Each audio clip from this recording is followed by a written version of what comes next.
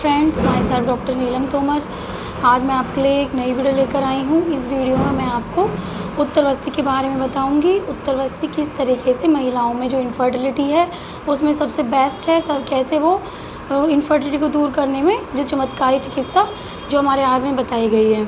उत्तरवस्ती क्या है और उत्तरवस्ती हम कब करते हैं, इसके क्या क्या फ़ायदे होते हैं।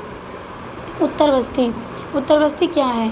जो हमारे आयुर्वेद संहिता में बताया गया है कि जो उत्तरवस्ती होती है वो ये दो वर्ड्स जैसे भी समझ में आ रहा है, उत्तर और वस्ती। जो वस्ती होती है नॉर्मली गुदा मार्ग से दी जाती है, पर जो वस्ती उत्तर मार्ग अर्थात योनि या मूत्र मार्ग से दी जाती है उसको हम उत्तरवस्ती कहते हैं। इसमें जो मेडिकेटेड जो आयुर्वेद की औषधियाँ होती हैं उनसे शुद्ध ऑयल या जो घी है उसको हम योनि मार्ग से इंसर्ट करते हैं। जो भी समस्याएं होती हैं गर्भाशय की अर्थात जो यूट्रस है, जो बच्चेदानी है, जो ट्यूब्स हैं, जो ओवरी की समस्याएं, ये सभी इसमें उत्तरवस्ती बहुत फ़ायदेमंद होती है। ये हम कब कराते हैं? जो उत्तरवस्ती होती है वो महीने के बाद, जब महीना ख़त्म हो जाता है उसके बाद इसको ऋतुकाल कहते हैं, ऋतुकाल में कराते हैं। इस टाइम कराई जाती है ये जो हमारी जो यूट्रस है उसकी जो वेसल्स होती हैं उस टाइम पे ओपन रहती हैं, जो चैनल्स होते हैं वो ओपन रहते हैं। तो अगर जो हम दवाई के थ्रू जो ऑयल या घी हम बच्चेदानी में छोड़ रहे हैं वो अच्छे से एब्जॉर्ब होती है और अपना काम अच्छे से करती है। उत्तरवस्ती कितने दिन कराते हैं? उत्तरवस्ती जो होती है वो अकॉर्डिंग टू जो बीमारी है, जो समस्या है उसके हिसाब से एक साइकिल में हम 1, 2 या 3 उत्तरवस्ती करा सकते हैं। इससे क्या क्या फ़ायदे होते हैं, ये किन किन डिसीज़ में हम उत्तरवस्ती कराते हैं। जैसे जो महिलाओं में इनफर्टिलिटी है, बांझपन की समस्या है, जिसके कारण बताए थे मैंने आपको, वो कोई भी कारण हो उत्तरवस्ती सभी में इफ़ेक्टिव होती है। जैसे कि जो बच्चेदानी के कारण थे, बताए थे कि फाइब्रॉइड है, बच्चेदानी में गांठ है, एंडोमेट्रियोसिस है, या जो बच्चेदानी की लाइनिंग है, जो मतलब एंडोमेट्रियल थिकनेस होती है वो अच्छे से नहीं बन रही है, या फिर जो ट्यूब की समस्या है जैसे कि जो ट्यूब है वो बंद है, या फिर ओवरी की समस्या थी, जैसे जो एग है, जो अंडा है वो अच्छे से नहीं बन रहा था, ग्रोथ नहीं कर रहा था, या फिर अंडा नहीं फूट रहा था। इसके अलावा जो पीसीओडी की समस्या है उसमें, इसके अलावा एक एडिनोमाइसिस समस्या होती है। इन सभी समस्याओं में उत्तरवस्ती के मिरेकल रिजल्ट हैं।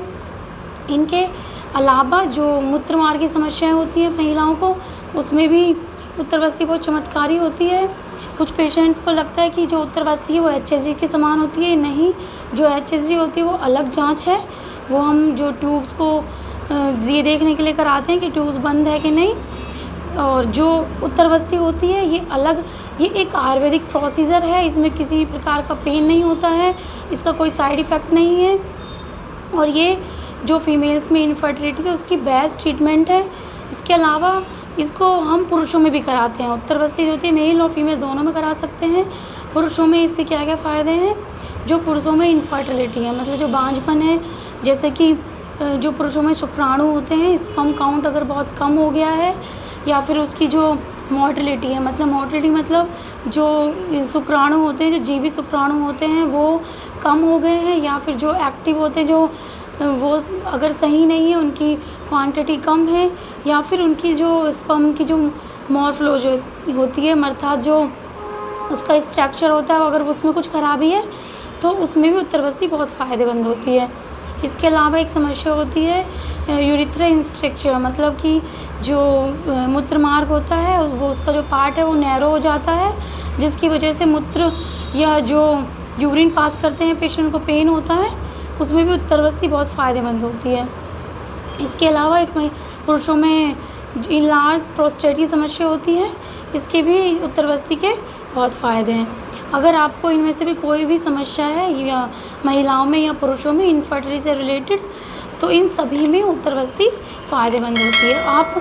आपको कोई इससे रिलेटेड कोई जानकारी चाहिए तो आप मेरे कमेंट बॉक्स में मैसेज कर सकते हैं।